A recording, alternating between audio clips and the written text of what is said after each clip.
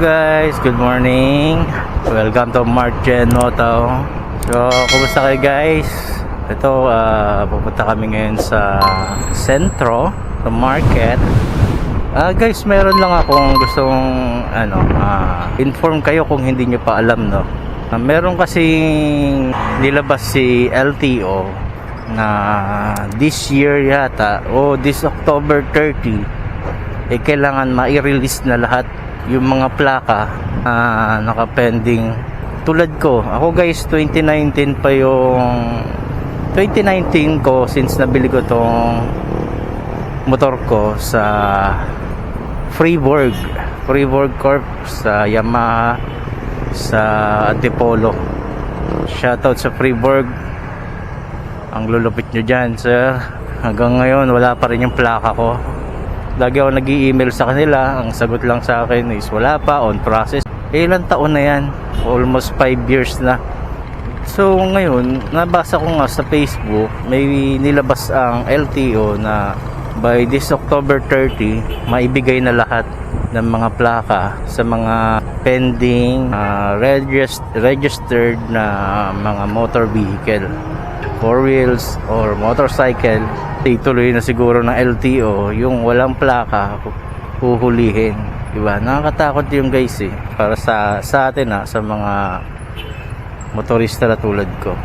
Kasi kung tutusin, hindi naman natin kasalanan guys na wala tayong plaka. Iyan nga ang gustong gusto natin, na magkaroon tayo ng sarili natin plaka.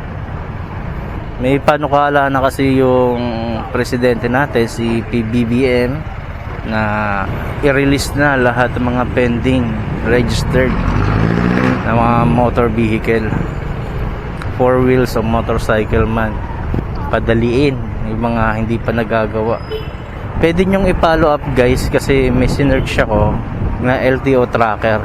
Ipa-flash ko dyan sa screen yung website na pwede nyong puntahan para i-track nyo yung kung plaka nyo, kung available na. Sa akin, tinrack ko na pero wala pang sagot, hindi pa sumasagot si LTO. Waiting pa rin ako sa response nila. Guys, abangan nyo yung mga karagdagan details ko sa next vlog.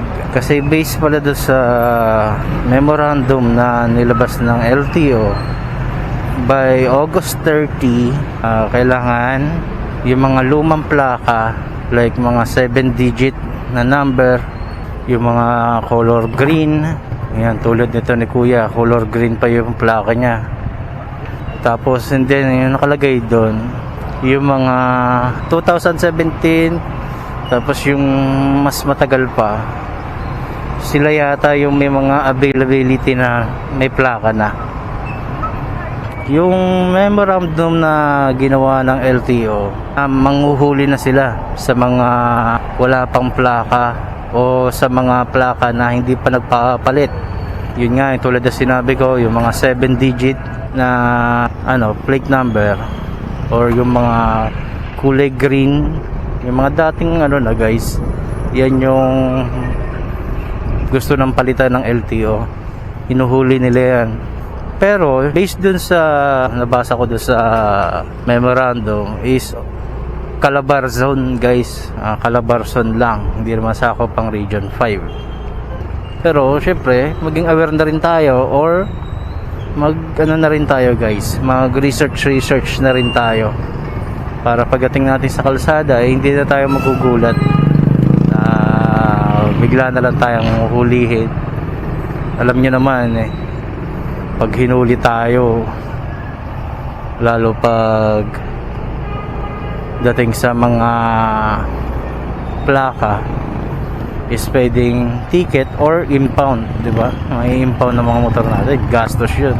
So yun lang naman guys, yun lang ang vlog natin ngayong araw na to. Pero i-update ko kayo sa sunod na video, kasi maghihintay-hintay pa rin ako guys na mga bagong update na ilalabas ng LTO, lalo dito sa atin sa Bicol, sa Region 5. Kaya follow nyo na ako sa FB guys, subscribe nyo ako sa channel ko dito sa YouTube. sa TikTok. Follow nyo na rin ako doon sa TikTok. Dahil doon ko lahat ilalabas, lahat ng mga info. So dito ko natatapusin to vlog guys. Ingat kayo palagi sa biyahe nyo. Ride safe. Peace out.